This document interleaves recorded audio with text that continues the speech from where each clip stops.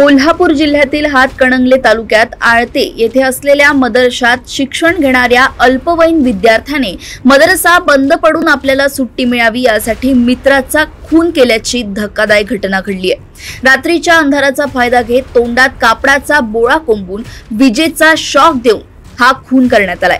फैजान नजीम 11 वर्षीय मुलगा असे अल्पवयीन खून असलेल्या विद्यार्थ्याचं नाव असून पोलिसांनी संशयिताला ताब्यात घेत बाल निरीक्षण गृहात त्याची रवानगी केली आहे।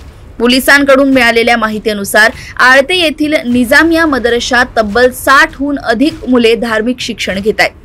16 जून रोजी पहाटे 5 वाजता फैजान नजीम या अल्पवयीन मुलाचा संशयास्पद मृत्यू झाल्याची माहिती पोलिसांना मिळाली।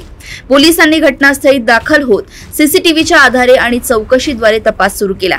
यावेळी याच मदरशात शिकणारा आणि अल्पवयीन मुलगा असलेला संस्था बंद पडून आपल्याला सुट्टी मिळावी आणि घरी जाता यावं यासाठी त्याने रविवारी रात्री मदरशात झोपलेल्या फैजान नजीम या अल्पवयीन मुलाच्या तोंडात कापडाचा गोळा घालून त्याला इलेक्ट्रिक वायरने शॉक देऊन त्याचा खून केल्याचं समोर आलंय।